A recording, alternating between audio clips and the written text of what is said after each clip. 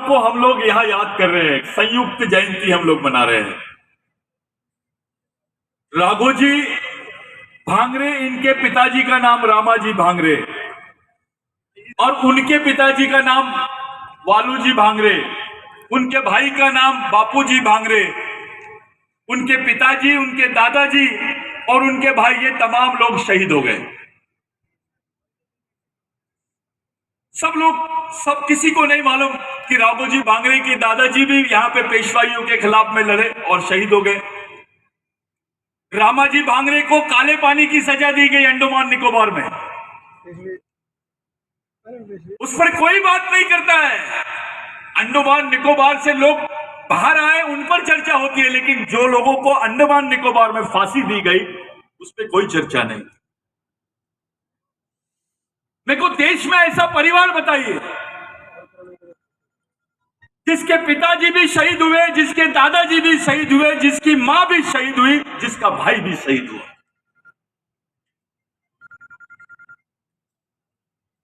पूरे महाराष्ट्र में एकमेव एग्जाम्पल है राघोजी भांगरे।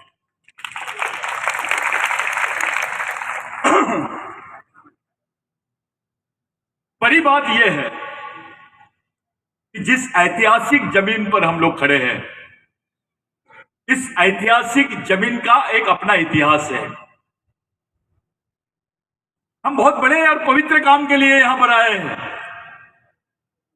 इस कौम के जो क्रांति स्थल है, आदिवासी क्षेत्रों में मंदिरों की तो स्थापना सब लोगों ने की है, लेकिन आदिवासी शहीदों के स्मृति केंद्रों की स्थापना किसी ने नहीं किया, क्योंकि आपके बीच में वो विचारधारा को आने ही नहीं दिया जाता है।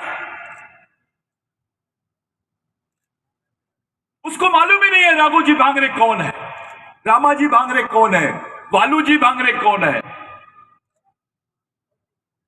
राघोजी भांगरे का आंदोलन केवल महाराष्ट्र में नहीं, मध्य प्रदेश में भी था, गुजरात में भी था।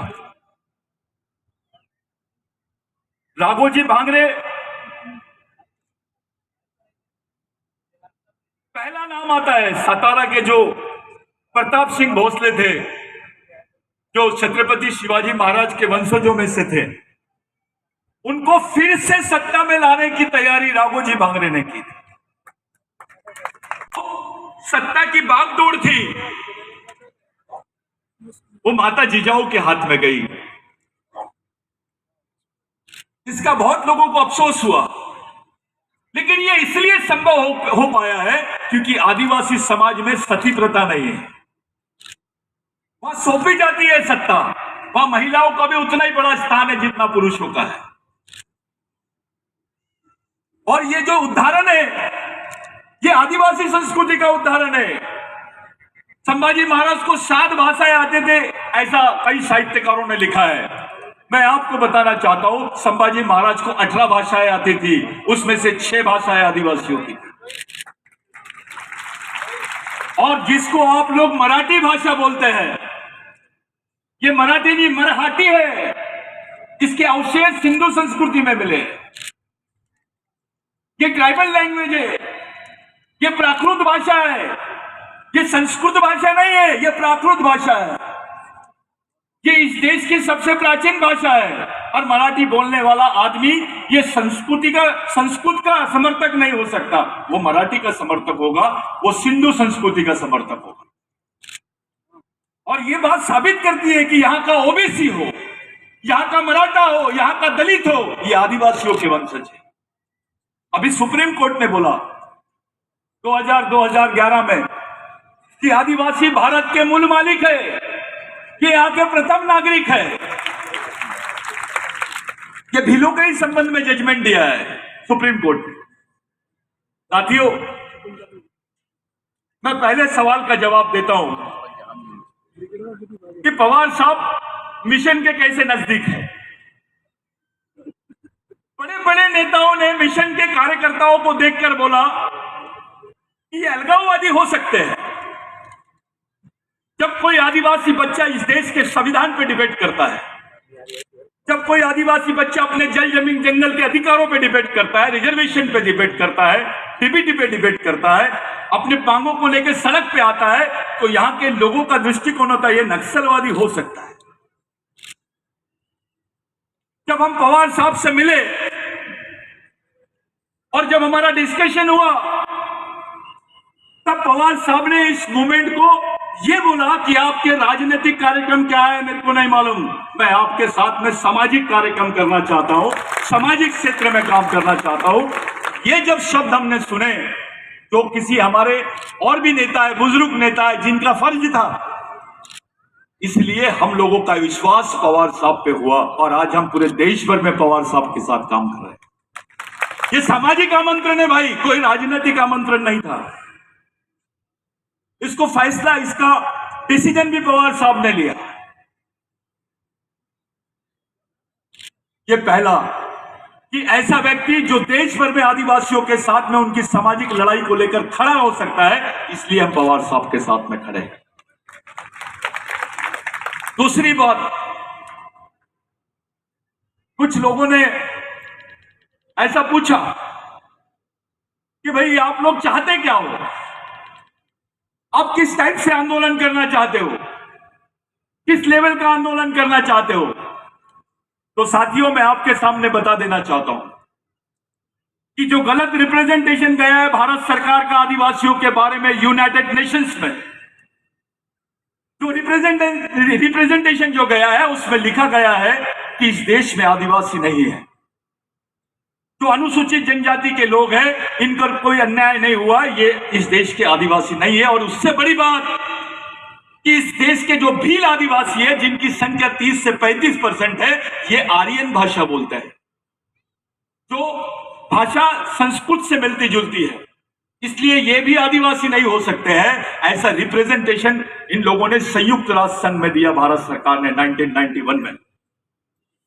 ये भारत की सबसे बड़ी मिस्टेक है और अब तक के भारत सरकार ने संयुक्त राष्ट्र संघ में भारत के आदिवासियों को आदिवासी घोषित नहीं किया। हमारे पास आज बाबा साहब आंबेडकर नहीं है, हमारे पास में आज कोई बहुत बड़ा नेता नहीं है राष्ट्रीय स्तर पर।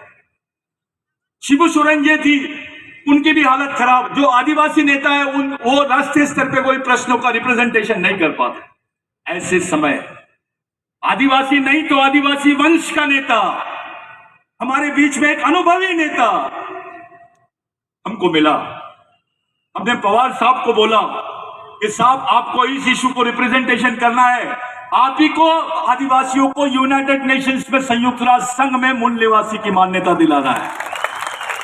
और पहले आदमी रहे पवार साहब जिनका स्टेटमेंट पीटीआई के थ्रू आया और वो स्टेटमेंट यूनाइटेड नेशंस में रिकॉग्निशन हुआ है। वो किताब आपके सामने पड़ी है, वो मैगजीन आपके सामने पड़ी है। ये इतना बड़ा इशू है कि हमारे समाज को, हमारी आने वाली जनरेशन को जिंदा रखने के लिए संयुक्त राष्ट्र संघ में हमारा प्रावधान होना चाहिए, जहां इंडिजिनियस पीपल के लिए प्रावधान है। ये राष्ट्रीय लड़ाई की बात नहीं है भाई, ये अंतरराष्ट्रीय लड़ाई की बात है। आपको वनवासी इसलिए बोला जा रहा क्योंकि ये आपको आदिवासी बोलना नहीं चाहते। और इस इशू को लेकर ना मराठा समाज का आदमी कुछ बोल रहा है, ना ओबीसी समाज का आदमी कुछ बोल रहा है, ना दलित समाज का, ना अल्पसंख्यक कुछ बोल रहा है। जिस दिन इस देश का आदिवासी वनवासी हो जाएगा, बाकी लोग स्वर्गवासी हो जाएंगे। क्योंकि आपको अगर अपने आप को इस देश का मालिक साबित करना है तो आपके पास केवल आदिवासी संस्कृति ही आखिरी एविडेंस है। आपको बताना पड़ेगा कि हम आदिवासियों के वंशज हैं। संभाजी महाराज ने कोई दूसरा नारा नहीं दिया था, छत्रपति शिवाजी महाराज ने कोई दूसरा नारा नहीं दिया था। मुझे एक इंटरव्यू में पूछे कि आप ये संभाजी महाराज, शिवाजी महाराज, जिजाऊ, इनको आदिवासी बोलते हो? मैंने बोला यस, हम आदिवासी बोले नहीं, अभी प्रूफ कर देंगे, वो तैयारी है हमारी। वो इसलिए क्योंकि संभाजी महाराज ने या शिवाजी महाराज ने उस वक्त कोई दूसरा तीसरा नारा नहीं दिया, हर हर महादेव बोला है। और जिसको गोंडी भाषा में, कोया भाषा में बोलते हैं मा याना रोन दारो, ये जो हमारा दाऊ है, ये हमारे मात्र इस पे चलना है, मोहनजोदारो, मा याना रोन दारो, हर हर महादेव। ये जानते थे कि इनकी संस्कृति क्या है। संभाजी महाराज को मालूम था कि ये कौन सी संस्कृति को मानना है, ये गलत बात है, ये गलत रिपोर्ट बनाई गई है उनके बारे में। उन्होंने एक एक्सप्रेशन कराया, उनका स्टडी था इसके ऊपर, संभाजी महाराज। आदिवासियों ने कभी संतों के आंदोलन को, वारकरी आंदोलन को कभी विरोध नहीं किया, सबसे ज्यादा समर्थन आदिवासियों ने किया। ये एंकल है। और राघोजी भांगरे को भी जहां पकड़े वो पंढरपुर का मंदिर है, पंढरपुर के मंदिर में राघोजी भांगरे को पकड़े। आप टंटा भील का इतिहास देख लीजिए, आप बाबूराव शर्मा के का इतिहास देख लीजिए। जो सजा संभाजी महाराज को मनुवादियों ने दी है, वही सजा बाबूराव शर्मा के को दी, वही सजा राघोजी भांगरे को दी गई। दो बार फांसी के फंदे टूटे हैं उनके लिए वकील खड़ा नहीं करने दिया गया। एक कुलकर्णी नाम के आदमी ने उनके ऊपर गलत केस डाली, ये चोर है, बलात्कारी है, इनको क्रिमिनल ट्राइब बोला गया। ये जो चीजें हैं, ये चीजें एक नए इतिहास को सामने ला रही है। हमने पवार साहब को ऐसे ही नहीं लाया है, हम कोई राष्ट्रवादी कांग्रेस की तरफ से नहीं लाया है। पवार साहब हमारे लिए एक अलग पूंजी है। वो इस सेना के सेनापति है जिसका बेस पूरे देश के 14 राज्यों में है, और 14 राज्यों तक के हम जाएंगे। जहां जहां मूवमेंट का नेटवर्क है, वहां वहां पवार साहब को लेके जाए, उनके साथ में जितनी उनकी टीम है उनको लेके जाए। साथियों, ये जो प्रोग्राम है, ये प्रोग्राम लेने का मुख्य उद्देश्य यह है कि लोग ऐसा मानने लग गए थे कि सह्याद्री में आदिवासी ही नहीं रहता है। ये 5वीं अनुसूची का क्षेत्र है, जहां पे आदिवासियों की जमीन लेना देना जनरल जैसी हो गई है, लोगों से जमीन भी छीनी जा रही है। पवार साहब ने उसके लिए भी बोला, फॉरेस्ट राइट्स के लिए पवार साहब ने बोला। इतने बड़े बड़े इशू में बात की है। गढ़चिरौली का जो इशू था, चंद्रपुर का जो इशू था, जो सेंसिटिव इशू है, उस पर भी पवार साहब ने खुली बात की। ऐसे बहुत कम लोग रहते हैं जो इतने खुलकर हमारे साथ में आते हैं। लोग आदिवासियों को देखते हैं, भाई कहां रहता है, चंद्रपुर में रहता है, गढ़चिरौली में रहता है, हाँ नक्सलवादी से। आपको एक बार नक्सली बोल दिए तो आपको मारने का ऑर्डर मिल जाता है, आपको नक्सली बोल के मारने का फ्री ऑर्डर मिलता है, आपको खुलेआम उड़ाया जाता है। हम बोलते हैं आदिवासी नक्सली हो सकता है, लेकिन आदिवासी नक्सली नहीं हो सकता। नक्सली आदिवासी हो सकता है, लेकिन पूरे आदिवासी नक्सली है, ये बोल सकते हो आप? ये षड्यंत्र है इस समाज को खत्म करने के लिए। आपके कोई भी आंदोलन को दबाना है तो उसको गैर राष्ट्रीय आंदोलन बोल दिया जाए। ये ट्रेंड बन गया है। पढ़े लिखे लड़के घबराते हैं, बात करने के लिए घबराते हैं। कहां से आया? वो डरता है, चंद्रपुर से आया, गढ़चिरौली से आया। 13-13 साल की लड़कियों के हाथ में बंदूक और उसको गोली से मारा जाता। ऐसे हालात इस समाज के हुए कैसे? हम इस अवस्था में आए कैसे? हमारे नेता इस बारे में कुछ बोलना ही नहीं चाहते हैं, खुल के कोई बात नहीं करना चाहता है। जमीन किसकी लूटेंगे तो आदिवासी, जंगल किसका लूटेंगे तो आदिवासी, पर्यावरण किसका लूटेंगे तो आदिवासी, सबसे ज्यादा बलात्कार किस पे होगा तो आदिवासी। आश्रमशाला की हालत देख, जहां बच्चे पढ़ने जाते हैं वहां बलात्कार का शिकार होगा। ऐसी सेंसिटिव परिस्थिति में एक तरफ एक बड़ी शक्ति आदिवासियों को वनवासी बनाने के चक्कर में पड़ी है। वो मानते ही नहीं, वो लग गए काम से। ऐसी परिस्थिति में हमने कमान, हमारे सामाजिक आंदोलन की कमान, हमारे राजनीतिक प्रोटेक्शन की कमान पवार साहब के हाथ में दी है। और उनको लाया गया इसलिए ताकि उनको आदिवासियों के प्रश्नों के बीच खड़ा किया जाए। ये पवार साहब का क्षेत्र है, यहां से सह्याद्री से पूरे देश के आदिवासियों को पता चलना चाहिए कल 15 नवंबर में कि पवार साहब का और मिशन का क्या संदेश है। ये जो सह्याद्री का कोकाटे साहब के बेल्ट में जो इन्होंने प्लानिंग किया, कोकाटे साहब ने बहुत अच्छी बात की कि भाई इसमें कुछ अमेंडमेंट करेंगे। साहब सरदार पटेल का पुतला इन्होंने गुजरात में बिठाया, जमीन आदिवासियों की छीनी, आज भी लोग विस्थापित हैं। सरदार पटेल का पुतला बैठता है और आदिवासी विस्थापित होता है, ये कौन सी सोच है? आज भी वहां के गांव के लोग विस्थापित हैं। मैं पवार साहब को पिछली बार बोला, सर आप चलो, अपन चलते हैं वहां, लेकिन यहां ऐसा नहीं होगा। ये राष्ट्रीय नहीं, अंतरराष्ट्रीय स्तर का स्मारक बनना चाहिए। जहां से आदिवासियों का अंतरराष्ट्रीय स्तर का आंदोलन चलना चाहिए, ये पवार साहब के माध्यम से होना चाहिए। साथियों, आज जरूरत है हमको प्रोटेक्शन की, आज जरूरत है हमारे पास रोजगार की, आज जरूरत है हमारे को मार्गदर्शन की, आज जरूरत है हमारे समाज में सामाजिक जागृति की। भारत में 1300 आदिवासी जनजातियां हैं और वो 1300 आदिवासी जनजातियों को एक जगह लाना, ये बहुत बड़ी सर्कस है। आज पवार साहब के माध्यम से जो स्टेटमेंट गया कि यस, ट्राइबल्स को रिकॉग्निशन मिलना चाहिए यूनाइटेड नेशंस में, वो स्टेटमेंट ने अकेले एक स्टेटमेंट में 12 राज्यों में आंदोलन करवा दिया।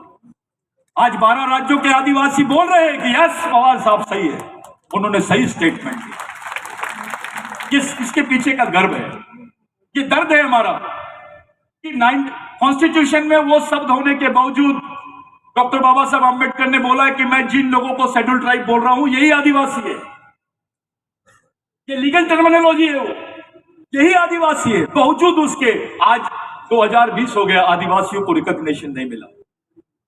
हम महरूम हो गए, हमारी अंतरराष्ट्रीय मान्यता से महरूम हो गए। इसके पीछे का मेन कारण है, और इस काम को करने के लिए एक ही नेता में कैपेबिलिटी है, वो पवार साहब।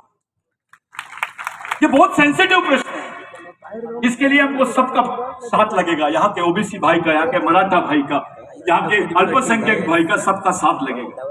और ये जरूरी है, जिस दिन भारत के आदिवासियों को रिकॉग्निशन मिल जाएगा, उस दिन इस देश में बहुत सारी चेंजेस आ जाएंगे। इसमें जो कंफ्लिक्ट, सांस्कृतिक द्वंद है, उस सही मार्ग में जाने की बात है। मैं ज्यादा समय नहीं लूंगा। जितने मूवमेंट के कैडर है, जितने टोपीधारी हैं, मैं उनसे विनती करता हूं कि ये बेल्ट में आप खड़े होकर साहब को सैल्यूट करेंगे। आप सब लोग सब मिलकर पवार साहब को एक अपना क्रांतिकारी अभिवादन करेंगे। वो कैडर मार्च आप लोग अपनी जगहों से करे हुए, क्योंकि यहाँ व्यवस्था, सिक्योरिटी की व्यवस्था थोड़ा डिस्टर्ब नहीं होना चाहिए करके, जो लोग, जो लड़कियां, जो कैडर अलग अलग स्टेट से आए हैं, जिन्होंने अपने मूवमेंट का टोपी खड़ा किया है, पहना हुआ है, उनसे विनती है कि आप जगहों पे से जो लोग टोपीदार करके हैं, जो बाहर है, वो लोग अंदर आइए। जितने कैडर्स है, आप लोगों से विनती है, जिन लोगों ने मूवमेंट का कैप पहना है, वो लास्ट में जो बाहर है, वो परेड उधर होगी नहीं, कृपया करके आप स्टेज के अंदर आ जाइए। इधर